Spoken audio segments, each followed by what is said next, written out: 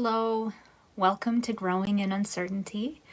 My name is Tess Miller, and I have a seminar and coaching business called Wings Unfolded, where I help people break through any place in their life they're feeling stuck and start moving forward to creating the life they want. And one of the biggest reasons I started this business was to hopefully actually help myself work through a lot of stuck. It's also the reason why I wrote this book, The Book of Stuck. Being stuck is one of the most challenging places to be because we can feel so uncertain about what our next steps should be or what we want those next steps to be. And so I wanted to share with people my experiences with being stuck and uncertain to help them get unstuck and create a life that is a lot more peaceful and calm and purpose-driven. So if you're feeling stuck, you've come to the right place. So my family is making a lot of decisions right now related to some home projects.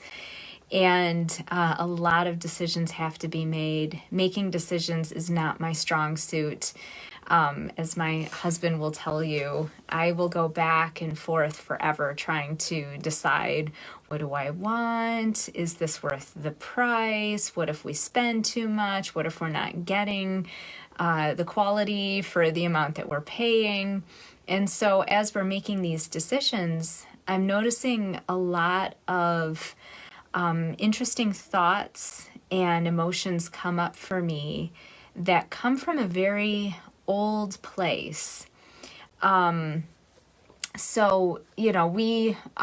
just to give you the background of the story here, we know exactly what we want to buy for our house, but it's really expensive. And the other day I was weighing our options and I noticed myself saying a lot of should statements. I was shoulding all over myself, as my coach trainer used to say. I was thinking, should we go with the cheaper options that we don't like as well? Should we get what we want and think of it as an investment? Should we try to be more economical just in case something bad happens in the financial world down the road? Should we get what we want because this is our forever home and we have to look at it and I don't really want to replace it again someday? Or should we just forget the whole thing and save our money? And that's usually where I end up when I'm making big decisions about something, and I kind of stay stuck there for a long time until, someone says, come on, wake up, go for it. So anyway, as I was noticing these thoughts kind of swirling around in my mind, I decided to interrupt them with a new thought, which is one of my favorite tools to use when I'm trying to stop being on the hamster wheel of being stuck and actually make some forward progress. So my new thought that I used to interrupt this hamster wheel was, what would you choose if money weren't an issue at all? And of course, my answer immediately was, well, I would get these options because I really like these.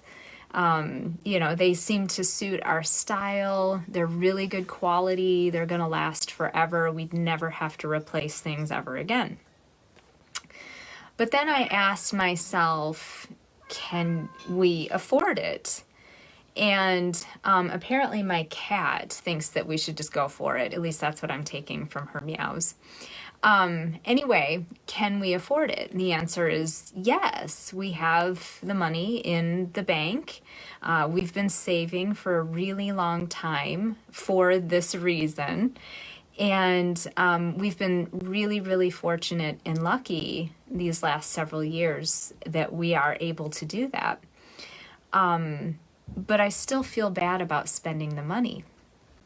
So then I asked, what's still holding me back from choosing what we want? And the answer came back that I'm afraid I will feel guilty if we get what we want, or if I get what I want, more to the point. In fact, I already feel guilty for even being able to look at these options for our house, and we haven't even done anything yet.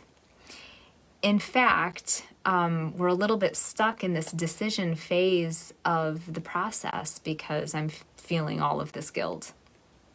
So I started thinking about where all of this guilt was coming from, and also why it seemed like this has been an issue for me whenever something has come up that I really wanted in my life.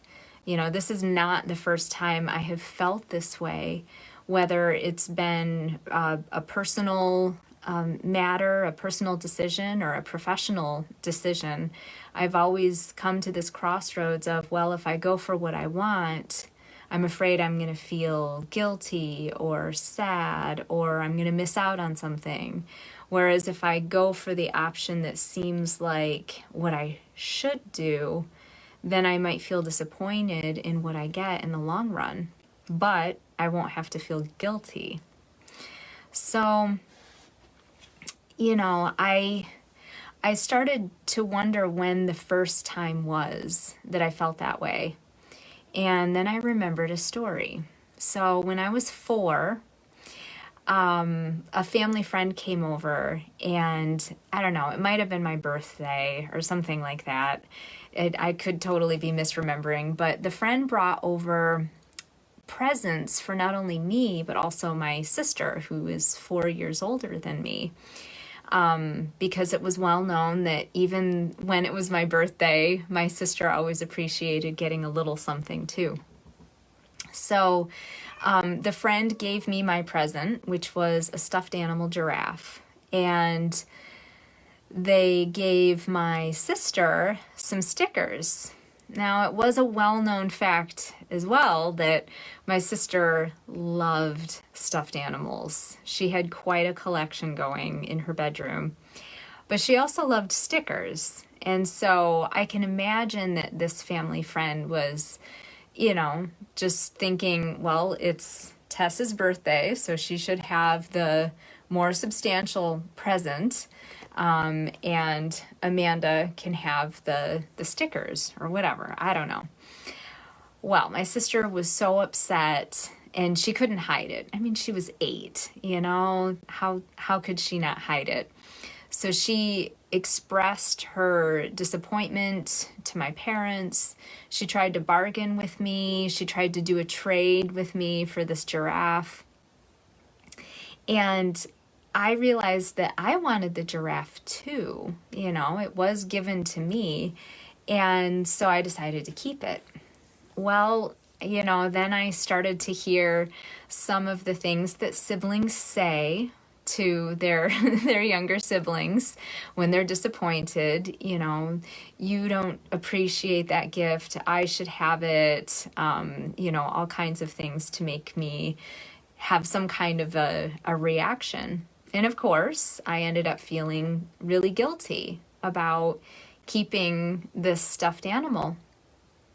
And every time I would see this giraffe, I would feel guilty, in fact. So I couldn't even enjoy this present that was given to me because I bought into a story that I told myself. And the story was based on my sister's reaction. And the story was my sister felt bad because she didn't get what she wanted. And I'm making my sister feel bad because I'm keeping what she wants. And because I'm making her feel bad, that must mean that I am bad. And because I'm choosing to be bad, I feel guilty and can't be allowed to enjoy what I have as a form of punishment to myself. Fun times, right? So this is a story I realized that I have told myself numerous times. You know, like I said, personally, professionally, it has come up. And the result has either been me feeling guilty for choosing things that I really want, or not choosing what I want in order to avoid that feeling, but then feeling something else instead, disappointment or, anger at myself or, having to have something that isn't what I really want. Something that I've caught myself saying to myself or out loud at times is, I can't have what I want. I've literally said those words many times in my life. The reality is that I can have what I want. It's just that oftentimes I end up feeling like I can't have my cake and eat it too. Or in other words, I can't have what I want and enjoy it. Or at least I'm not allowing myself to, right? So although I really don't like to play the game of where would I be in my life if I'd chosen to fill in the blank, I can see how this story really has affected me personally and professionally. A lot of times I've played small because I didn't want to step on other people's toes. I didn't want to be a bother. I didn't want to get in the way. I didn't want to seem like I had a big head or a big ego. I held myself back from asking for what I wanted in order to help other people get what they want. And in that way, I wouldn't have to feel guilty. And now, as I'm thinking about choosing options for our home renovation project, I'm finding again that I'm talking myself out of what I want. I don't want other people to think that we're greedy. I don't want other people to be jealous of us. I don't want others to think that we're wasting our money on frivolous things. And I don't want to feel guilty about choosing what I want. So I'm at a crossroads, right? One path of this crossroads could lead to me having what I want in my life, but also feeling guilty. The other path could lead to not having what I want, but also not feeling guilty, but also not being completely happy and satisfied with what we have. So as I look at my options, I'm wondering, what's underneath all this guilt? What's the real reason I feel guilty about getting what I want? And in the case of the giraffe, the story I told myself based on my sister's reaction was that I didn't deserve the giraffe. Clearly I didn't deserve it. Otherwise, why would my sister be putting up such a fuss? I wasn't worthy of getting the giraffe. And in the case of a lot of other things in my life, it's the same story. I'm not good enough. I'm not worthy. I haven't earned it. I don't deserve it. Notice how this story has some layers that I've had to kind of peel away. There's the layer of being stuck in making the decision about, what do we choose for our house? There's the layer of sifting through the options and trying to figure out, well, what would happen if we chose this? Or how will I feel if we choose this? Underneath that is the giraffe story. And underneath that is the feeling of unworthiness. So now that I've reached this layer, I can work on my worthiness. And that's a process that I work on with my clients whenever they come to a point where there's something that they want in their lives, but they're not getting it or they're not going after it for some reason. We can't take action steps towards what we want until we figure out what it is that's holding us back. And what holds us back is usually the thing that we're holding on to, like, I'm not worthy, that little statement. So how do I work on my worthiness? Step one, to work on that base layer of, anything that you realize, oh my gosh, this thing that I'm holding on to is holding me back. Step one is to notice all the thoughts and feelings that come up for you in this current situation. And that's sort of what I outlined for you already. The feelings of, guilt. Do I deserve this? I don't know. Am I worthy? I don't know. What will people think? All of those thoughts and feelings I've had to kind of put on the table and look at them one by one and decide, is this what I want running the show right now? No, I don't. And then it's important to not only notice the emotions, but also notice where you feel them in your body. This is really important. Certain emotions for me settle in different places in my body. It might be in my sinuses, it might be in my throat, it might be in my chest or my belly.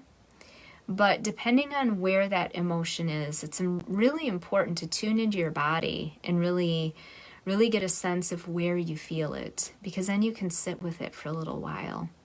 The more you sit with it, the more you allow it to be there, the less you're resisting that feeling. And once you can let go of that resistance, it's kind of a miraculous thing, but that emotion, that energy that's built up in that area of your body will start to relax. It'll start to ease up, and you won't feel quite so charged in that area of your body anymore. Once we're less charged, we can start to think a little bit more rationally, right? Like, just think about what happens to you when you get hungry. When you're hungry, it's really, or hangry, as people call it these days. When you're really hungry, those feelings of hunger can make you feel really angry, and you're not really in your rational mind anymore. And the same is true with emotion. If you have a physical reaction to an emotional state, which we do, it's really, really hard to make conscious choices in your life.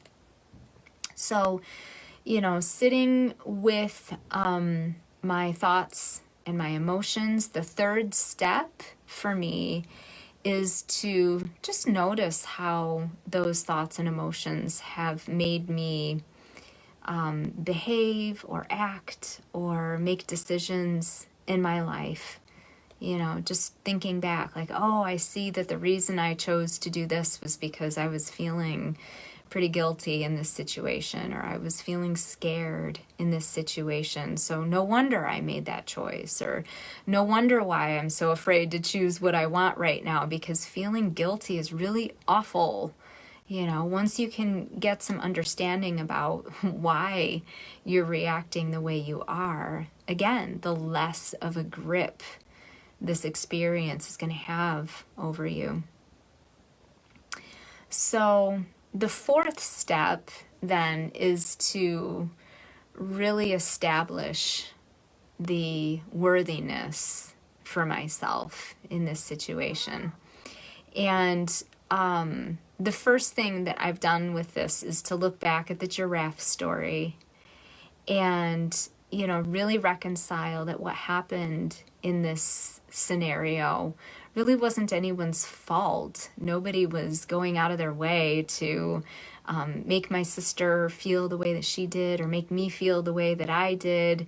It was a really simple, innocent experience, a really important experience that I've held on to for a really long time, unfortunately. But there it is. I have to accept that. It's important for me to remember that my sister was a kid back then. Of course, I don't hold a grudge against my sister today about this story. In fact, it has kind of become one of the funny stories that we share.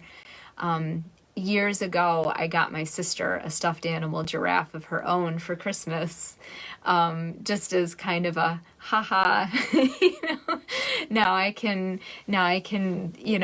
assuage my guilt and give you this stuffed animal giraffe so you don't have to hold it over my head anymore. She took it well, I think. Anyway, and then the other thing is to really accept that I don't have to keep living this story in my life. It's important for me to recognize when I am living this old story, but I don't have to, let that old programming operate in my life anymore. And it's time for me to forgive myself and my sister and the giraffe and the person who gave me the giraffe. It's time to forgive the entire story. You know, I have to recognize that my worth was never, ever in question in this story or in any story of my life. So something else that I can do to establish worthiness is to say affirmations. And I know some people have, some negative connotations with affirmations, but you can think of affirmations as mantras or, positive statements, or even sometimes just neutral statements that you say to yourself to counteract some of the major negativity you might be spewing at yourself. So one of the affirmations I've been using a lot with myself is I am enough and I am worthy. And I might say those things back to back several times over the course of a day. And at first, of course, especially if I'm triggered, I might not believe it. But over the course of a day of doing it, I really start to relax into the meaning behind it, and it starts to help. Something else I've done to establish worthiness is to do what's called a loving kindness meditation. And I might do one on this Facebook page someday, just to help you guys try it out if you're interested. But a loving kindness meditation is one where you sit down, just breathe, and think of somebody that you love very easily. When you think of this person, you immediately feel love. And then you start to expand that to a really good friend, or maybe to someone you feel neutral about. You feel love for that neutral person. Maybe you expand that to someone that you're kind of an enemy with or a frenemy with, and you feel love for that person. And then you start expanding that love to the people in your neighborhood and the people in your community and the people in your state. And eventually you get to the whole world, just feeling loving kindness for everyone in the world. When you can feel that for everyone in the world, you can definitely feel that for yourself. So that can be a really helpful way to deal with any kind of worthiness, a lack of worthiness feeling in your life. Another thing I like to do is ask, what would someone who loved themselves feel? Instead of feeling guilty, or, someone who loved themselves, what might feel peace or calm or satisfaction at getting what they want. They might feel worthy. So just kind of sitting with that idea can be really helpful. And a fifth step that I have tried is to introduce a new thought. I've already shared that introducing a new thought can be such a powerful tool to interrupt the hamster wheel that can go in our minds sometimes. And the new thought that I decided to introduce to interrupt this story for myself is, I can have what I want and feel good about it. And what that does for me is it creates a brand new path. I don't have to go down the path of, if I get what I want, I'm going to feel guilty. Nor do I have to go down the path of, let me avoid the guilt and go with what I don't want. So, this way I'm creating a new path for myself. I can have what I want and feel good about it. So if you were able to do this in your life, introduce a new thought, think about how would this new thought affect your outlook on any situation?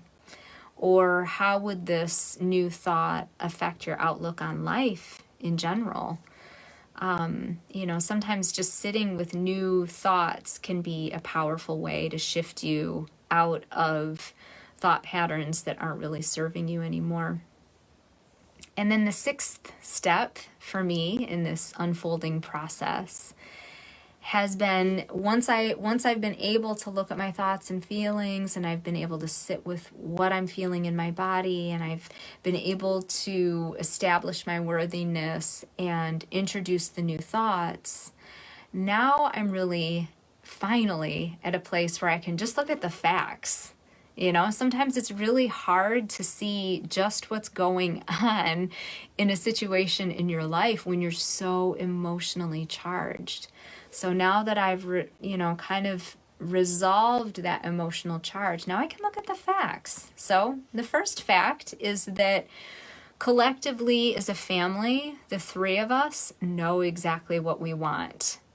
We are all on board with what we want. Fact number 2 is we can afford it. We'll even have a little money left over if we get what we want. Fact number 3 is that this is our forever home. It is an investment to get what we want right now. And we spend a lot of time here. So why wouldn't we go with what we want at this point? So notice again that I wasn't able to look at just the facts until I sifted through all of the thought and emotion.